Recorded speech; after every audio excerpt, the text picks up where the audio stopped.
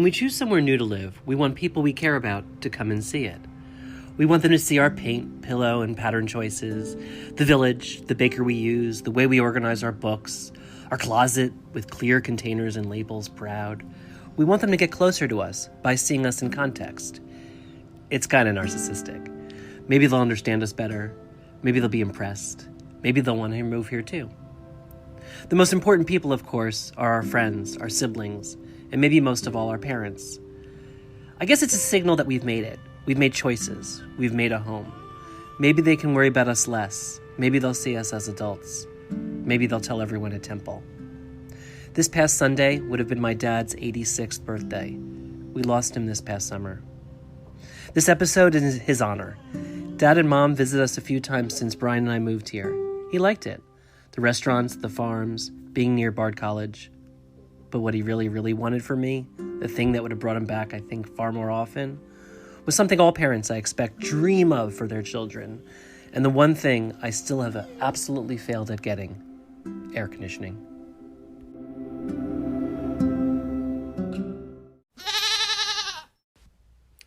I'm Matt Zucker, and this is Cidiot, learning to live and love life in the Hudson Valley.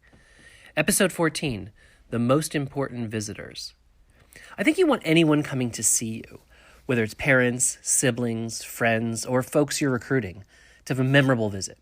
It's fun to go out of your way for folks that schlep out of their way. Now, they don't want you to make a fuss, but it's really less about them and more about you. Well, except for air conditioning. Dad was obsessed by this. Our house is from 1847 and designed for wind flows, and yes, we have a ceiling fan. But we also have forced air, and we could add in a compressor for AC, but we've lasted 4 years without it. Every year, there's 2 uncomfortable days, then 3, then 4 horrible ones. I feel like we're holding out. It's a source of pride, actually. Dad actually offered to pay for the AC and wanted us to put in one of those units in the ceiling like a restaurant. It was a little pushy, but would it be more comfortable? Sure. Hosting is an art. For all of you out there who think you are good hosts, here is the Cidiot guide with 6 big lessons on how to be a great one. Number 1. Use a personal touch. What does the guest care about? My dad liked to have a clock in the room, so we made sure the guest room always had a little digital one. And as you heard from our friend Liz in previous episode, we also put out guest bottled water. Who knows what pills a guest might have to take, or if they get parched in the middle of the night. Sometimes we also leave a book recommendation on the pillow, or a few magazines they might get a giggle out of scattered on the blanket. And if you don't have AC like us, you can have an extra fan at the ready, just in case it's one of those, well, horrible days. Number 2, create an anchor event. Brian and I once hosted a giant double family picnic for apple picking.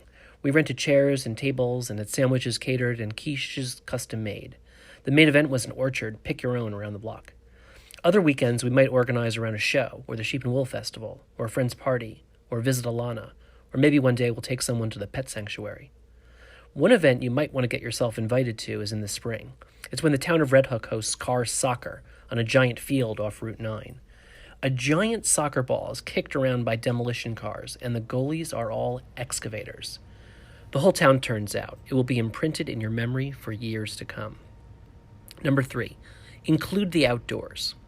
Regardless of the weather, we put something outdoorsy on the calendar.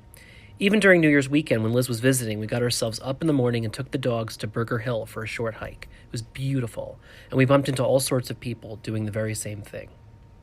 Number 4, let the guests participate. Guests can be awkward at, well, being guests. Watch any Merchant Ivory film and you can see it. There's a phony divide between the host and the guests, and we try to blur it as much as we can. Perhaps the guest wants to cook a dish they're good at, or take you out for one of the meals. Some of them, like my brother-in-law, are really handy, so save something for him to install with you, or help fixing. Number 5, add more people to the mix. I once visited a friend for the weekend, and he had a bunch of other people show up. At first, I was kind of annoyed. Wasn't I enough?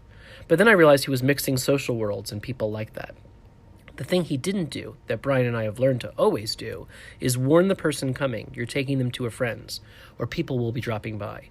Guests want running water and privacy, not surprises that they didn't bring the right outfit for a dinner party. Number 6, provide space and free time. Visiting someone is not prison. Be sure to provide ample space so they don't feel under the watchful eye and have free time to unwind or read those magazines you left out for them. I hate going to someone's house and having them hover. And tell me if I do it for you.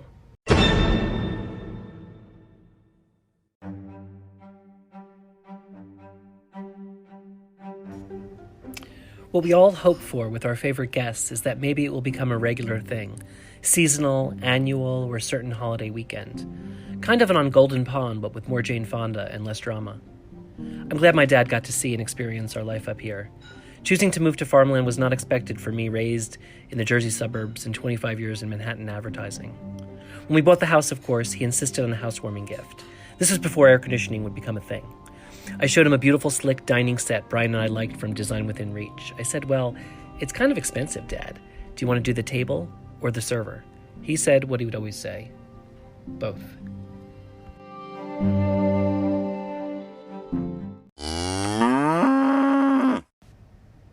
Thanks for listening to Cidiot. Please join our Facebook page at facebook.com/CidiotLife.